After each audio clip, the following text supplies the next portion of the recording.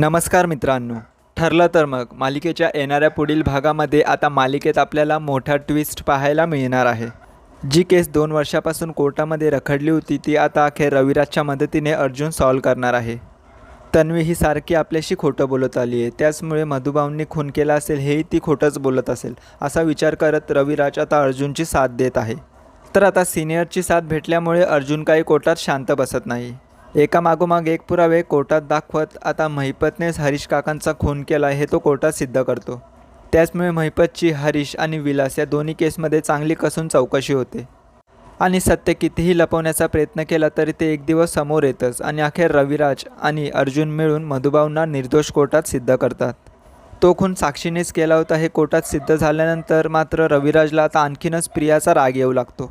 त्यावेळेस प्रिया स्वतःचा बचाव करण्यासाठी काही खोटं बोलणार या अगोदरच रविराज तिला सांगतो की आता तुझी कोणतीही खोटी स्टोरी मी ऐकून घेणार नाही आणि त्यानंतर मात्र रविराज आणि प्रियाचे संबंध आता वाईट होतात। रविराजला प्रियाबद्दल राग येऊ लागतो। रविराजला विश्वासच बसत नसतो की त्याची तन्वी असं काही करू शकेल।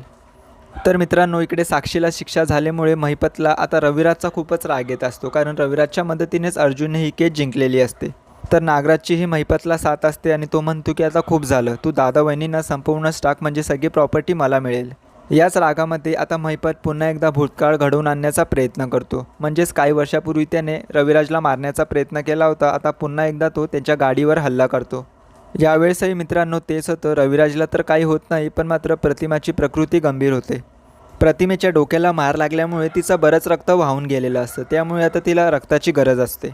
तर ताबडतोब हॉस्पिटलमध्ये सुभेदार कुटुंबही पोहोचलेलं असतं। तर त्या ठिकाणी प्रिया आता मुद्दामच रडण्याचं नाटक करत असते की तिला प्रतिमाची किती काळजी आहे। तर त्या डॉक्टर बाहेर येऊन सांगतात की यांना रक्ताची गरज आहे। त्यावेळेस रविराजला ही गोष्ट माहिती असते की तन्वीचं आणि प्रतिमाचं रक्त एकच आहे, त्यामुळे तो आता प्रियाला ब्लड डोनेट करण्यासाठी सांगतो। तर इकडे प्रिया जायला तयार नसते, पण मात्र रविराज आणि घरातील सगळेच कुटुंब तिथे असतात, त्यामुळे तिला नकार देता येत नाही, कारण तिला ही एक गोष्ट माहिती आहे की ती यांची तन्वी नाही आहे, त्यामुळे तिचं ब्लड ग्रुप मॅचच होणार नाही। थोड्या वेळाने डॉक्टर बाहेर येऊन सांगतात की या मुलीचं रक्त चालणार नाही, कारण हिचं ब्लड ग्रुप मॅच होत नाही आहे। त्यानंतर मित्रांनो सायली प्रतिमेला ब्लड डोनेट करते। तर प्रियाचं ब्लड मॅच झालं नाही यावर आता कोणीही लक्ष देत नाही, कारण हॉस्पिटलमध्ये सगळे खूप चिंतेत असतात।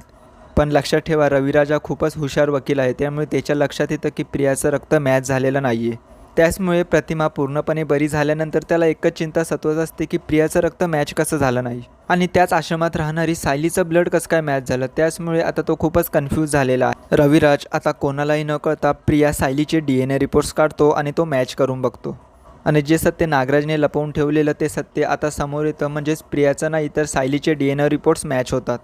तर आता रविराज समोर सत्य आलेलं असतं, पण मात्र याची खोल चौकशी हवी म्हणून तो आता मधुभाऊंची मदत घेतो। त्यानंतर मधुभाऊ 20 वर्षांपूर्वी घडलेला सगळा भूतकाळ रविराजला सांगतात। एव्हन सायलीच्या ज्या जुन्या गोष्टी असतात त्यासुद्धा मधुभाऊने सांभाळून ठेवलेल्या आहेत आणि ते रविराजला देतात। आणि अखेर 20 वर्षानंतर रविराजला त्याची खरी मुलगी मिळते, ती म्हणजे सायली। त्यानंतर आता आनंदातच प्रतिमाला घेऊन रविराज सुभेदारांच्या घरी येतो आणि ते सायलीला मिठी मारतात। तर पूर्णाजी म्हणते की अरे हे सगळं काय चाललंय। त्यावेळेस प्रतिमा रडतच म्हणते की अहो पूर्णा आई, ही तुमची खरी तन्वी आहे। तर आता प्रतिमाचे हे शब्द ऐकल्यानंतर तिथे उभी असणारी प्रियाच्या पायाखालची जमीनच सरकते। तर मित्रांनो, येणाऱ्या काही पुढील भागांमध्ये आपल्याला हा मोठा ट्विस्ट पाहायला मिळणार आहे। कारणही तसंच आहे, मालिका खूप रटाळ होत असल्यामुळे येणाऱ्या पुढील भागांमध्ये आपल्याला हा मोठा ट्विस्ट पाहायला मिळेल। तर मित्रांनो, अशाच पुढील भागांचे अपडेट जाणून घेण्यासाठी चॅनलला सबस्क्राईब करून ठेवा।